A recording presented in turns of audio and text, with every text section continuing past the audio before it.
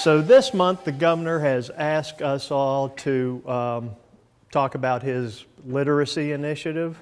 We all know Governor DeWine's a proud grandparent and thinks this is very, very important, and it is. Early literacy is very important because 80% of a child's brains develop by the time they're 3 years old. Even their vocabulary development through that age has been a big predictor of future achievement and success. And kids with as little as 25 books in the home complete an average of 2 or 3 more years of school than those without books.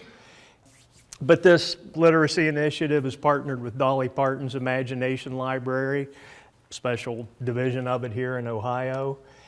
And all children 0 to 5 years old get one age-appropriate book each month, no cost to the family. So it's real easy. All you have to do is scan the QR code. You can also go to the website, and enrollment's just the child's name, address, birthday, and then the parents' contact information just in case it's needed. But Michelle Bach, attorney at law from Coolidge and Wall Company, is going to give us a presentation on when are workers' compensation claims compensable. Good morning, everyone. It is nice to be back here to speak. I just would like to thank you for the opportunity to come and talk about my favorite topic, workers' compensation. So I'm sure some of you have seen this before, but just a quick quick information about me. I grew up in Cleveland. I went to Miami University, met my husband there, so we are the classic Miami merger.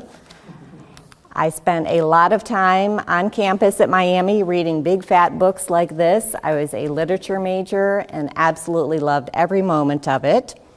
So of course, literature majors have very limited career options, one of which includes going to law school. So I went to the University of Pittsburgh School of Law. That's kind of a long story we don't need to get into. That was kind of an unusual choice. Came back here to this area, got married, and began practicing law.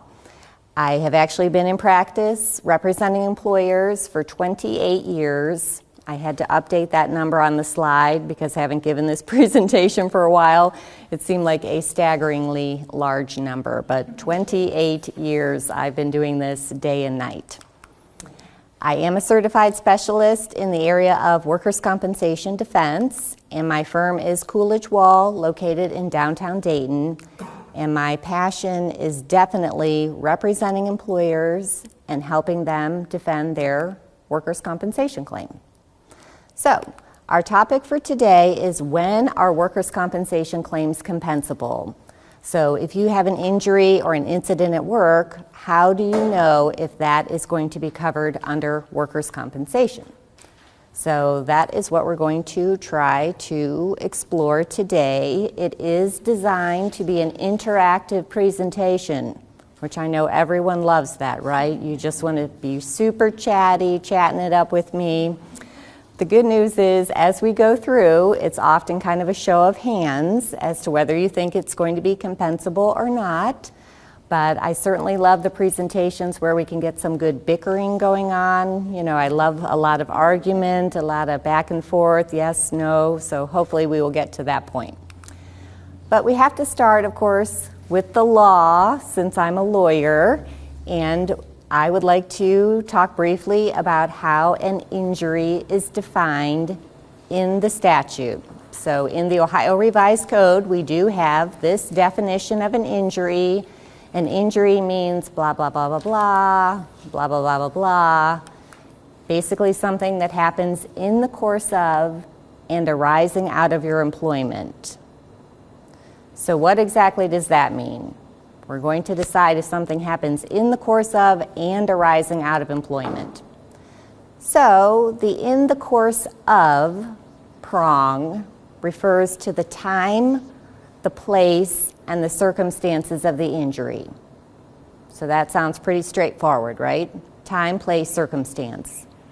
But you must also consider the arising out of prong, which means essentially there is a causal connection, there's a link between the injury and the employment.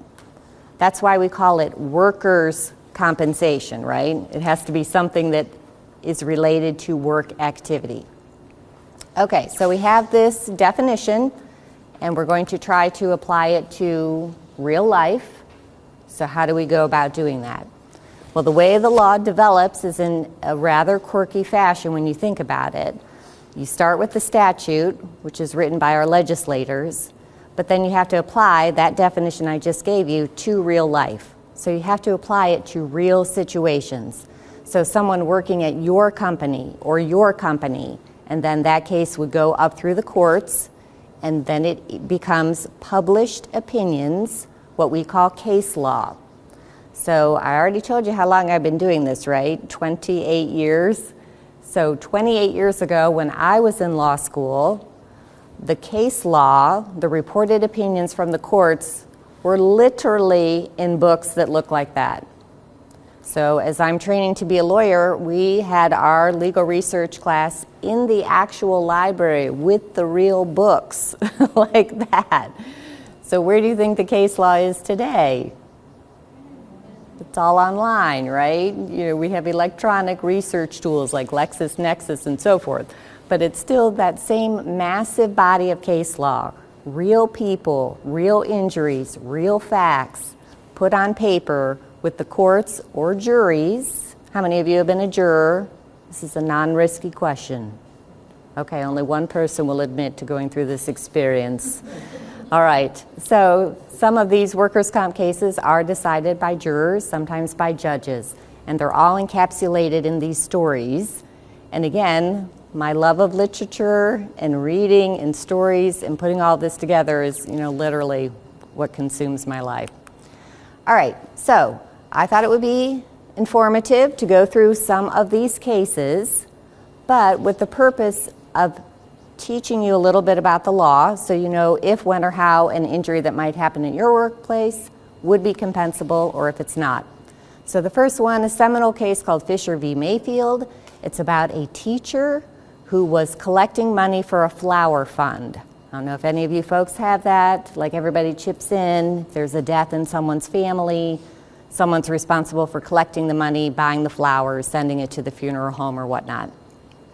This teacher, before she goes to her regular school where she's supposed to work, 15 minutes ahead of time, goes to a different school to collect money from her coworkers for this flower fund. She slips and falls as she's leaving that school building. Not the one where she works, but before she gets to her regular workplace.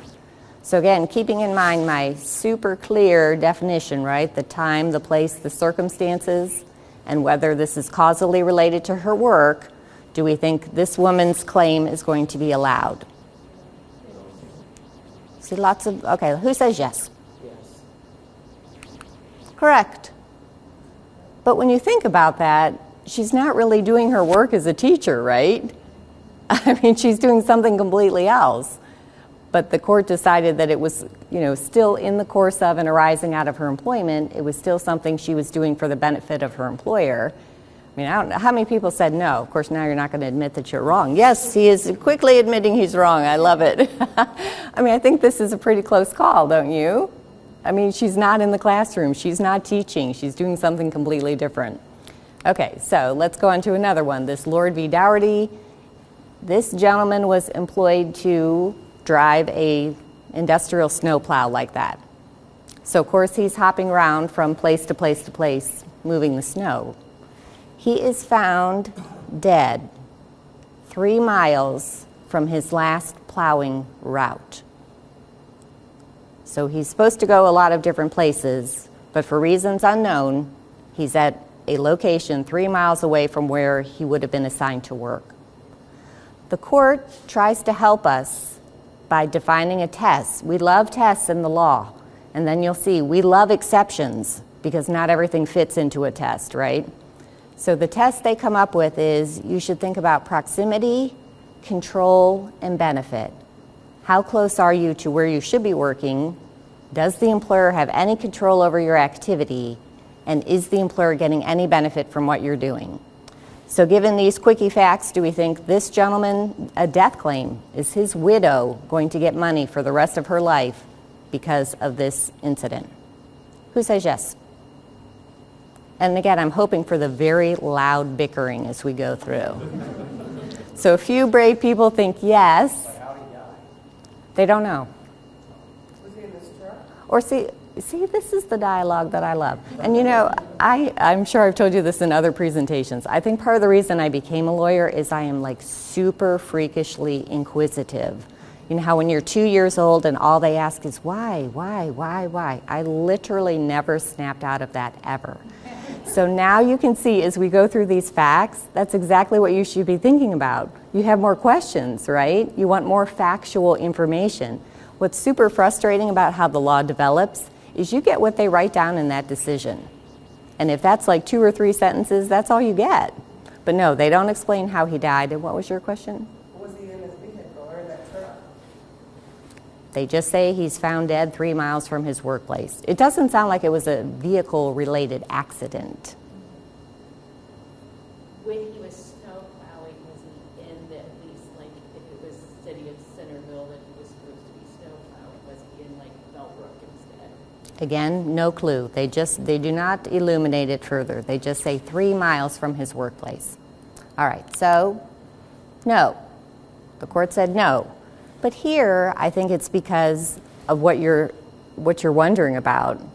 How, why, and when did this happen? And it does not appear to be related to you driving a snowplow, right? Okay, we'll see if the law helps us as we continue on. This gentleman, in this case, is an over-the-road truck driver. And of course, there's lots of truck driving cases, and lots of them have all sorts of different facts because those people bounce around, right? They drive all over the place, they go to hotels, they stay overnight. So this gentleman drove 8 hours, went to a hotel, went to sleep, woke up in the morning, and walked across the street to a restaurant, and he gets plowed into by a car going 35 miles an hour just crossing the street. The other thing you'll learn from this presentation is to never get into a vehicle and never be anywhere close to anyone else who's driving a vehicle. Very, very dangerous. Avoid cars, move to the country, don't go anywhere. Okay, so he gets nailed by this car as he's walking across the street. So the test that I just told you is what? Proximity, benefit, and control. So this guy's walking across the street. Do we think he's going to get his benefits? No, yes, and maybe. Was this before or after the laws went into place where they could define when he was on and off the job? Again, do not know. Can only tell you the facts that are written down, and yes, we will have questions as we go through. All right, who says yes? Looks like the majority of you. No, he will not. So again, that's just how one court is interpreting those facts and applying them to the test. All right, let's try another one.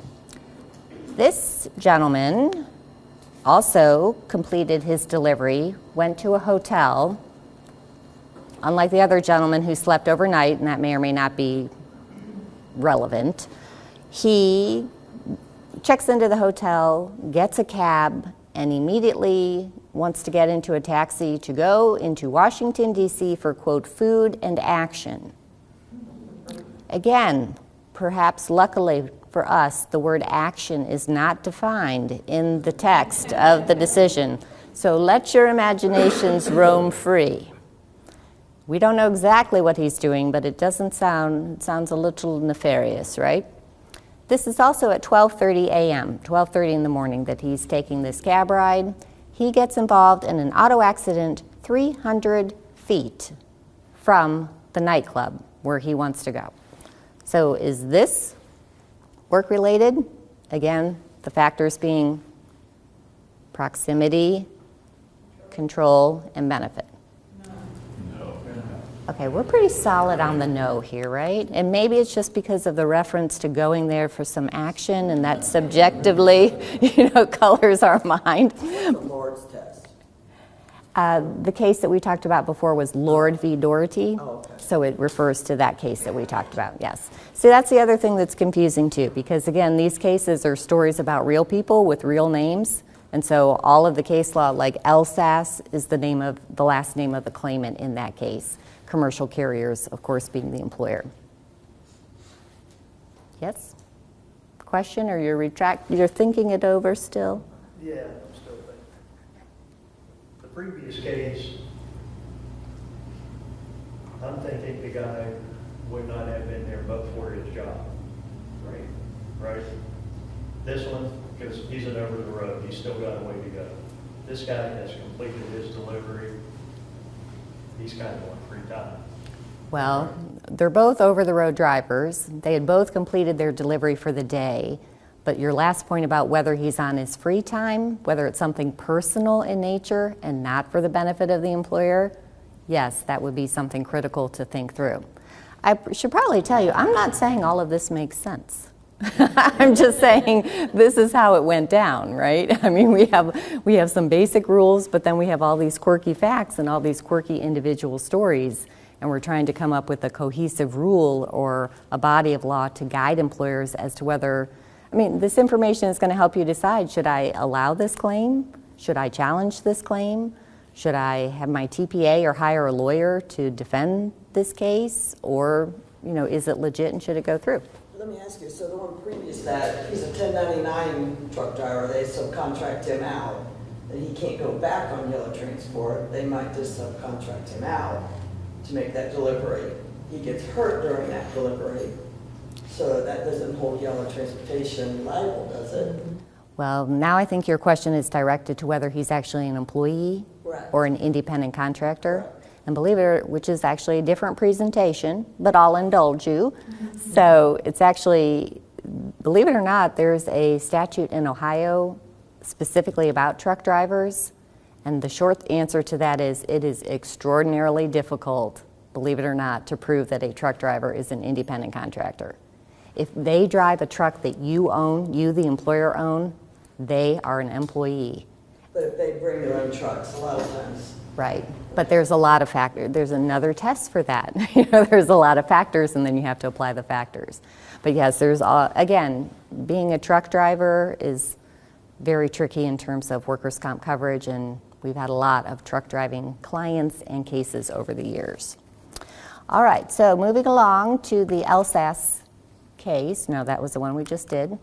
All right, very famous case, Marbury versus the Industrial Commission. Here, the employee is attending a business conference, again in Washington, D.C. Maybe this is just a tricky place to go. Well, exactly. And actually, I had to tell you one funny thing from the prior case where we were talking about the gentleman looking for his action in D.C. The court literally wrote in the decision that he was seeking food and action at his own peril.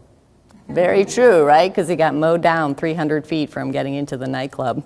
Okay, so in the Marbury versus Madison, the injured worker is attending a business conference in Washington, D.C. I mean, if you're going to a business conference, is that going to be work-related? Yeah. That seems like a pretty easy one, right?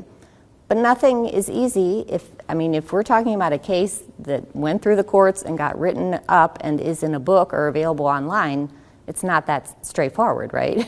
None of that would have happened. So here, this woman is invited by her supervisor to go on one of those bus tours of DC in the evening after the conference concludes. While they're on the bus tour, they have an opportunity to go into a souvenir shop. This woman hops off the bus, goes into the souvenir shop to buy a t-shirt for her daughter. On her way out, she slips and falls and has an injury. So is she working? No. Is that work-related? No. Well, the supervisor invited her to the bus tour, right? Yeah. Very good to hold firm. No, she's not in the course and scope of her employment. But, honestly, what the court focused on significantly in that case was that she admitted buying the t-shirt for the daughter. Again, back to your point, that's more something personal in nature. Now, just to play with your minds, the mind game that I go through every day of my life at work. What if they all went in there and they all got the same matching t-shirts and they wore them the next day at the business conference? You don't know, right? Okay. Ryan v. Connor is a very interesting Supreme Court decision on a different topic, more in terms of psychological claims.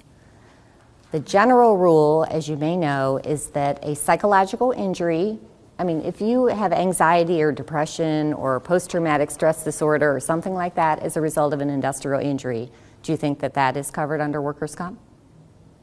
Probably. Now no one is willing to commit to anything. I've completely stripped you of your confidence. And that is spoken like a lawyer, right? Because we never commit either until we get all of the facts and we mull it over for like 100 days. The general rule is yes, workers' compensation can cover psychological injuries. But the general rule is it has to be related to the physical injury, right? That's a general rule. For example, this is a true story. I had a young gentleman. Long story, short story is he literally put his hand into a massive industrial table saw to pull out like a shard of wood. But he literally stuck his hand in there and he almost got his hand amputated. The Paul Harvey rest of that story is he was higher than a kite at the time that he did that, so he was intoxicated.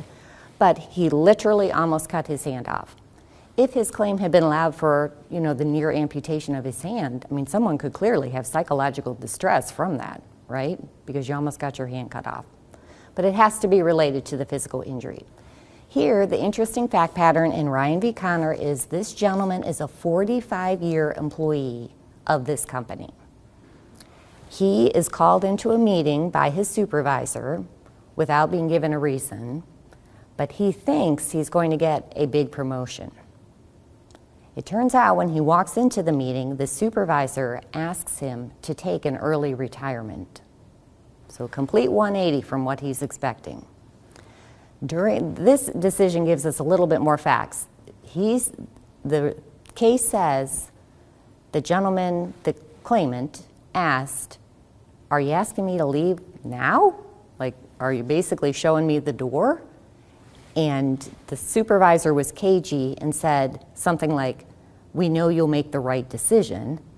And the claimant said, "Do I get to make a decision, or are you telling me I'm out the door?" And again, they weren't very clear with him. So he goes home, very shaken up, very agitated, discusses it with his wife. He brings the wife back with him for an afternoon meeting with the employer. It sounds like she did a better job of cross-examining them about how this was going to go down, but still did not get a definitive answer about, am I out the door or what's my status? They go home that evening. The husband, the claimant, is very agitated, shaken. The decision says he was gray-faced, did not sleep that entire night. The next morning he gets up. He goes to the Social Security office to find out about if, when, and how he's going to be eligible for Social Security. He comes home. This kind of infers he's already checked out, right? He doesn't go back to the workplace. He comes home. He trims trees at his home, the decision says. Trims some trees and then drops dead of a heart attack. He files a workers' comp claim. So do we think that's going to be allowed? Who filed the claim? He already died of a heart attack. The wife, the widow. Yes, we don't give benefits to dead people. That is a hard and fast rule. That's the only hard and fast rule. So this guy who goes through these series of meetings, goes to the Social Security office, trims trees at home, and then drops dead of a heart attack. Do you think he can show that this is related to work? One would hope not, but one would be wrong. Now, okay, so the slide is a little misleading with the yes there. It probably should technically have a remand on it. What the case stands for is if you can show that you are subject to greater emotional stress than the average worker. Okay, I'll give you a softball question. How many of you have stress at your workplace? That's an easy 100%, right? I mean, we all have stress at our workplace. So how do you demonstrate that you are under unusual or a greater amount of, how do you prove you have more stress than the person sitting next to you or the person sitting behind you? How is this helpful? I mean, this is just not helpful at all. But that's what the law says. So, yes, the Ohio Supreme Court. The highest court in the land here in Ohio. Now, again, it stands for the rule that if you can show greater stress than the average worker, your claim can be compensable. This case was remanded, and the super frustrating thing is when they're remanded, you don't always find out what happens. So we don't really know if this particular widow got her benefits, but it stands for the proposition that if you have something psychological in nature, even if it's not tied to a physical injury, it could be covered. I mean, doesn't that open the floodgates to all sorts of problems? If the wife wouldn't have gone in, would they have probably won it because there would have been no witnesses besides the supervisor? Would that have changed the case maybe? Well, those are fun questions to entertain. I mean, to me, I think their case would be stronger if he hadn't been trimming trees. I mean, that's a pretty physical, I mean, how do you know it wasn't related to that? And again, just the time, again, kind of the facts that were always running through our minds. This didn't happen the second they told him this news.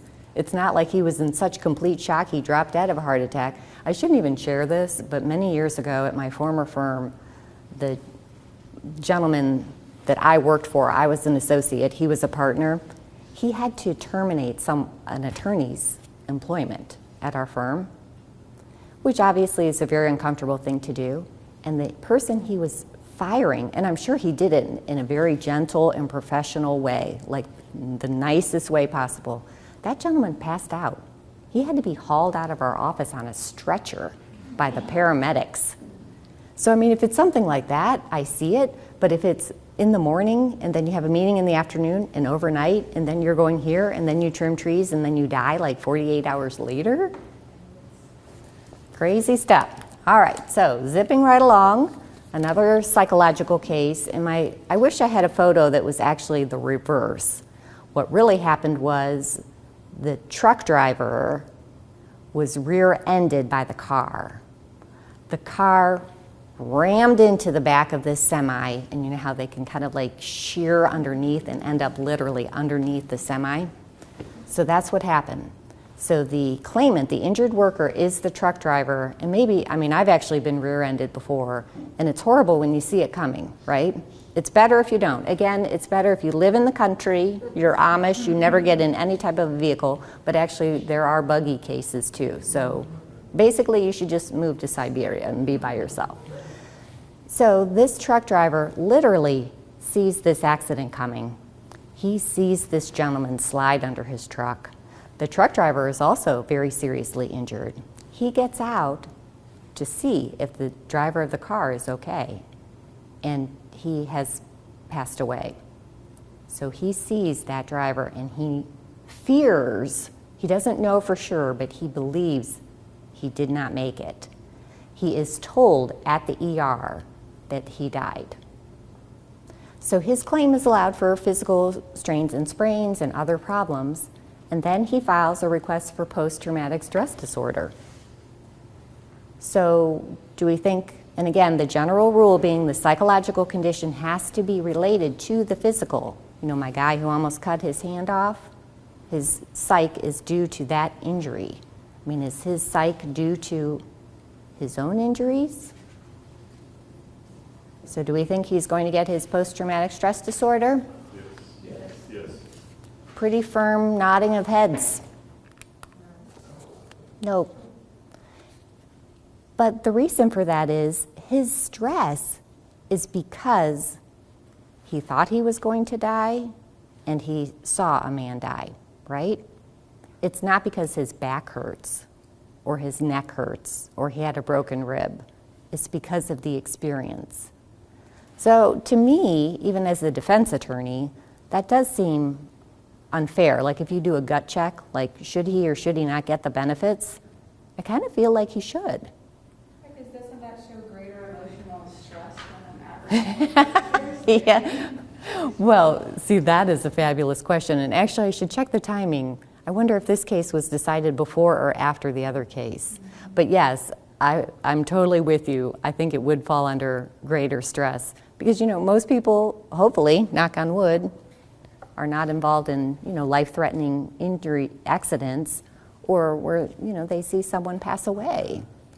But if your mind, especially mine, can run rampant with, if there are no controls on these psychological claims, I mean, you're going to have all of your employees get whatever they want because there will be no limit, no test, no way to rein that in.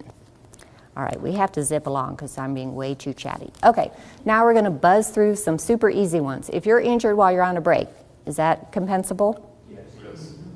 Excellent, yes. What if you are at the company picnic Yes. or the company house? Nice, very good, yes. What if you, You all sign waivers before going? I haven't heard of waivers with respect to picnics. I don't know what kind of wild party you're planning on there. For that reason. People drinking and Well, yeah. We rent the local park, no drinking, but we rent the local park and someone gets a twisted ankle. You can. I mean, I've seen waivers more commonly, like if you have a fitness room or if you have like a company softball team or something like that.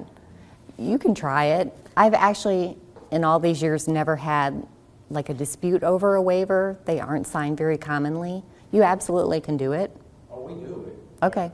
But whether it'll work or not is something else. Right. I mean, yes, you can do it. As to whether they would stick, I've actually never had that fact pattern, and I'm not aware of any reported cases on that. I think I probably told this group my infamous Christmas story from many years ago where they did have an open bar. That's my second piece of advice. Don't get in a vehicle or buy a vehicle and don't have an open bar at any type of work-related function. We had that middle-aged guy who was dancing and did like a backflip on the dance floor and smacked his back on the floor, basically. Yeah, that's not a good idea. Okay, what if you're in the parking lot or the driveway of your company and you slip? Nah, very good, all right. But those were all the easy ones, so I appreciate the good responses. What if you are on the sidewalk before you hit the parking lot or the driveway? And yes, these are the things I think about every night at 3 o'clock in the morning. That's why I never sleep. People think yes? Depends. Now you're catching on, all of you. The general rule is no. And why is that? Because who owns and maintains and controls the sidewalk? Right. Versus the employer. And actually, there's so many fine distinctions, and we would literally be here the rest of our lives if we went through them all. But the parking lot normally is compensable if it's a parking lot owned and controlled and maintained by the employer. So like if you're in a strip mall or something like that, and it's maintained by someone else, that could be a different story. Okay, so let me just give you my quick funny fact pattern. I have a sidewalk case. An employee who previously broke her leg outside of work. She's on one of those knee scooters, put your knee on and you inch along. Took a break, got her lunch on her little scooter, inching back to her place of employment, and the scooter hits a crack in the sidewalk, she takes a header, flips over it, breaks her arm, in addition to her broken leg. So when you first look at that, she's on the sidewalk, right? So the answer would be no. Well, the tricky part is she works for a pawn shop, and that day only, they have like all these tables, like these tables, out on the sidewalk, displaying their merchandise. So I don't know the answer to that yet, but I'm still going with the no. So we'll see how that pans out. I'm like, really? You have to have this display on the day this woman takes a header on the sidewalk. All right. Okay, coming and going rule. The basic rule is if you're fixed situs, like my secretary, she goes from her home to Coolidge Wall and home every day, right? Home, work, home. If you're injured while traveling and you have a fixed situs and you're getting involved in an accident, do you think your claim is compensable? Correct. That is a general rule. I told you at the outset, we like rules, but then we like what? Exceptions. All right? So here's a little bit more on just the rule. This gentleman was injured while traveling to work, was about 1/3 of a mile away from the workplace, but you have to cross this railroad crossing to get there. And, you know, again, how do these things happen? Driving across the railroad tracks and is plowed into by a train. Okay. So, but it's a private road leading to the employment, but not a road owned and controlled by the employer. No one will speak anymore. No. Okay. And I think there, the court primarily thought because you're still 1/3 of a mile away and it's not their road, okay? This person is a home health aide, so what do? They bounce around from patient to patient to patient to patient in all sorts of different places. This patient is on the 2nd floor of an apartment building. She goes up there, does her work, comes down in the elevator, and takes a header because of trips over a mat outside of the elevator on the 1st floor of the building. So is she on her way to the patient and on her way back? Yes. Wrong. I would have thought yes also.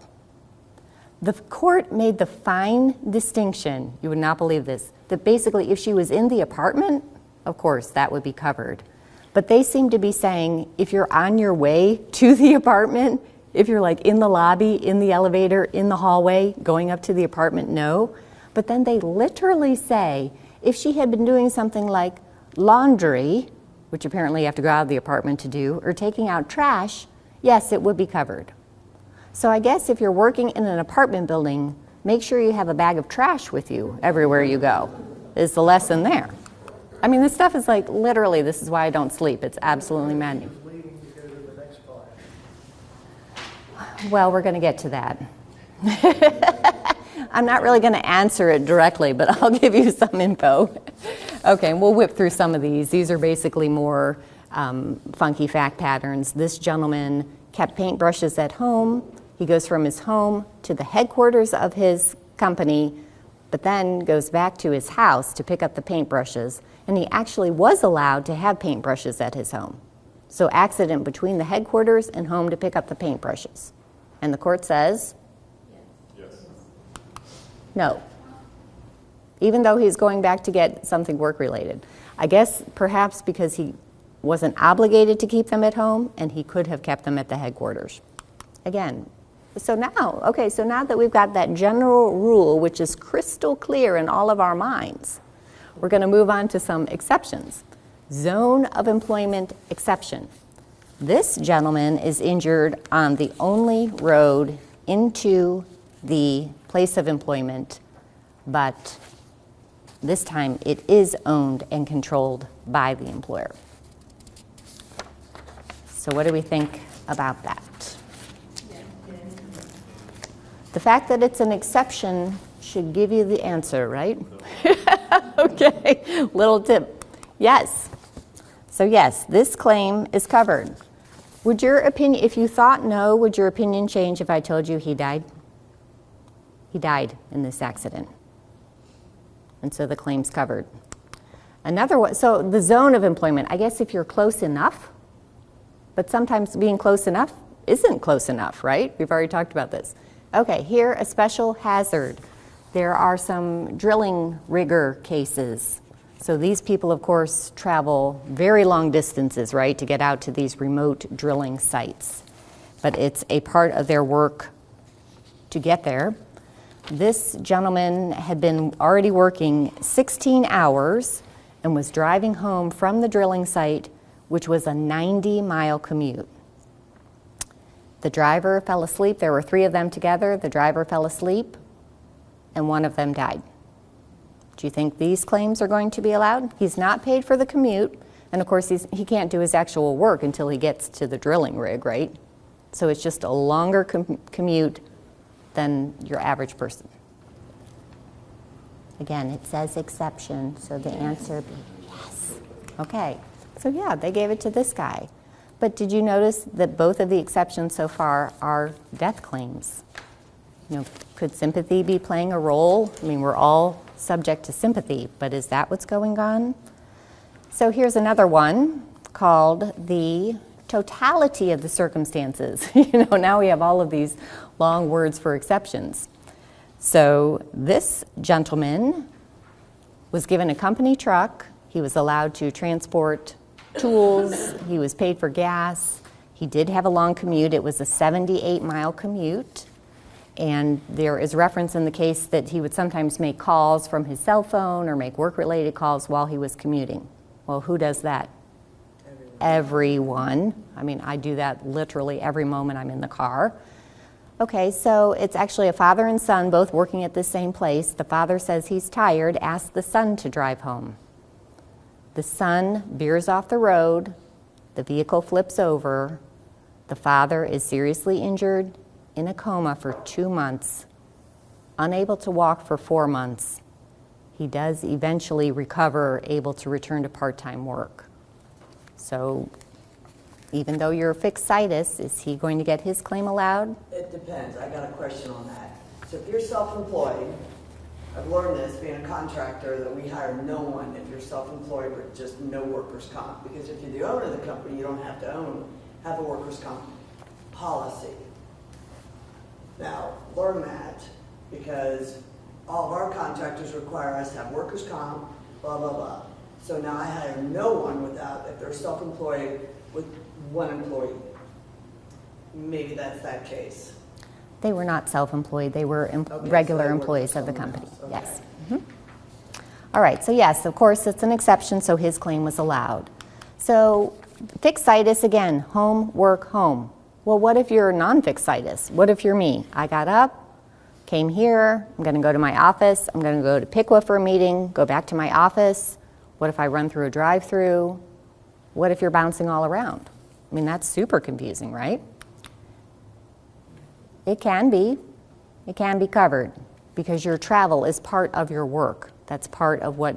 So I've already set this up. And again, I don't want to jinx myself. I shouldn't even say this out loud. But if I get injured driving my car anywhere, I'm saying that's workers' comp for my family because I drive all over the place every day for my work, bouncing around to the Industrial Commission, to my office, to meetings, depositions, court appearances, what have you. All right, well, this is tricky too. We'll skip over this case. This case is similar to the other drilling rig case where you have long commute and it's part of your work, so that would be covered. So you still have more funky fact patterns. What if you're the mom who's a nurse? And we all, moms and dads, we all do this, right? You're trying to multitask, economize your time. You're going to drop your kids off at the mall, and then you're going to go to your first patient. But if you're injured when you're going from your home to the mall, is that going to be covered? No. So that's where the accident occurs, home to the mall. It was remanded on the basis that there is no dual doctrine. You know, if you're doing two things at once, that doesn't automatically mean that you're covered or you're not covered. But again, the frustrating thing is we don't know what happened to it after that. So more of these cases, people traveling around. This one, the gentleman goes to a patient. The patient needs a prescription. Out of the goodness of his heart, he takes the prescription to Walgreens. We've had this happen, right? They say, oh, we'll have it ready in 30 to 40 minutes. So he says, well, I'll just grab my lunch. And then he's on his way back to pick up the prescription for the patient when he gets involved in the accident. Is he going to get his workers' comp? No. What if I told you that the lunch location was pretty far away and he was only where he was at the time of the accident because he went to lunch? The lunch is the thing right there. Because I think it's, well, and that's tricky too, right? Because breaks are supposed to be compensable. Aren't you glad you invited me here today to make this so clear? Actually, I was thinking about the title of my presentation. Like, the title of my presentation infers I'm going to answer the question about when things are compensable, and that does not appear to be the case. I did say it is a guide for employers. I did not say it was a definitive guide. All right, no, he doesn't get it, but I think it's because he went too far for lunch. And he was injured on an on-ramp onto a freeway. You kind of get the gist. If he had not gone the freeway and had to get back on the on-ramp, he might have had better luck. Okay, a couple quick topics and then we'll finish. This is actually a workplace violence case. And unfortunately, well, I represent DMAX. I'm sure you heard about the DMAX shooting. Okay. And I actually represent a hotel where a gentleman was shot at the hotel. That's kind of a long fact pattern. So unfortunately, these things do come up. My slide, I should probably change the verbiage a little bit. The test, again, our test, is if the origin of the dispute is work-related, which that makes sense, right? I mean, it has to be something stemming from work. And it should really say whether the claimant was the instigator or the claimant does not, the claimant cannot be the one who started it, okay? So work-related and the claimant doesn't start the altercation. So the facts here are a little twist on what we would think is the normal story. The claimant is the woman who is the healthcare professional. She's actually on the outs with her current husband. So she spends the night at the ex-husband's house. This is all reality. I'm not making this up. It is not a soap opera, real life. She spends the night with the ex. The ex drops her off at the clinic for work. They're chatting in his car for a little bit. The current husband shows up at the parking lot and shoots the current husband. She runs for her life, literally, runs into the clinic where she's supposed to work. He follows her and he shoots and kills her in the lobby of her workplace. So is her family going to get workers' comp? I mean, she's clearly not the instigator, right? I mean, he just pulled up and shot them. But does this sound something that's work-related? No. I mean, pretty clearly this is all personal in nature. But sometimes it's tricky. I mean, I've had cases, not death cases, but fights. I mean, you'd be amazed how many workplace fights. Well, what if it's you took my toolbox, or you're in my spot, or you didn't let me take my break, you know, things like that. I mean, that sounds like it's work-related. But then, I mean, again, one quick story, I cannot refrain. I had a case where a guy was dropping a woman, two people work there. The woman is being dropped off by her boyfriend. The claimant, a man, gets into, well, kind of like a road rage thing. You know, he's behind this car trying to get into work, and they do have to clock in at a certain time, and you get docked if you don't clock in. So they're like, you know, egging each other on, trying to get there first into the parking lot. Well, the injured worker gets out. And again, if you get, my other piece of advice, if you get into an altercation with someone in a vehicle, stay in your vehicle. He gets out of his car, charges over to the other guy, and the other guy mows him over. Literally, and he like goes up and over the windshield of the car. But that actually was not, that claim, a real claim that I handled, was not allowed because it wasn't really related to work, right? They're just having some road rage in the parking lot. Okay, my last quickie thing, horseplay. This young gentleman working at an auto dealership was told repeatedly not to drive a very fancy motorcycle. Young kid, 20-year-old kid. He sneaks off, he gets on the motorcycle, the employer tells him no, stop driving it, get off. 66 miles an hour, he goes heading into a building, and of course he perishes in that accident, but that would appear to be a pretty clear horseplay situation. So my slide, what's the answer? Sometimes there are some rules, sometimes we're not quite sure, but my advice is if you don't know, or if it's unclear, you should seek advice and you can tee it up. You can contest these claims, you can take them to hearing before the Industrial Commission, you can appeal them to court if necessary, but hopefully this gives you at least some rough guidance as to when workers' comp claims are compensable. Thank you very much.